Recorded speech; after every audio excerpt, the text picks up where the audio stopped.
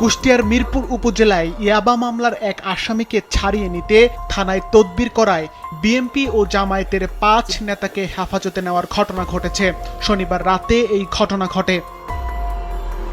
Police ও স্থানীয় সূত্রে জানা যায়, শনিবার রাত ৯:৩০টার দিকে মিরপুর উপজেলার নওদা আজিমপুর এলাকায় বিশেষ অভিযান চালিয়ে রবিউল ইসলাম নামে এক ব্যক্তিকে ইয়াবা সহ হাতে নাতে আটক করা হয়।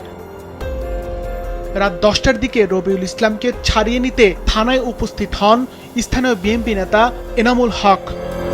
এ সময় তার সঙ্গে জামায়াতের রাজনীতির সঙ্গে জড়িত আরও ৪ ব্যক্তি রবিউলকে ছাড়িয়ে নিতে আসেন।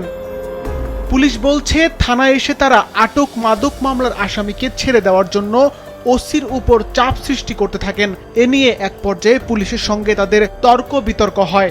আমলা ক্যাম্পের পাশে হতে একজন মাদক ব্যবসায়ীকে ৮ পিস ইয়াবা সহ হাতনাতে গ্রেপ্তার করে থানা নিয়ে আসলে এজাহার দায়ের করে।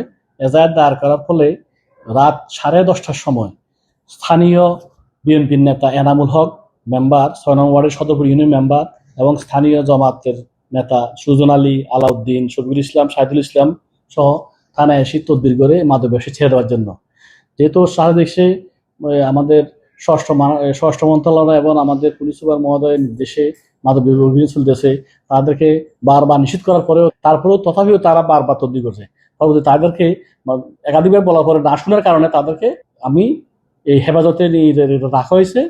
কেন তারা মাদক ধরার পরও তারা তদবির করতেছে, নিশ্চয় তারাও এই মাদক ব্যবসার সাথে জড়িত, অথবা তাদেরকে এই উৎসাহ দেয় মাদক ব্যবসা করার জন্য। এই জন্য তাদেরকে আমি হেফাজতে রাখছি।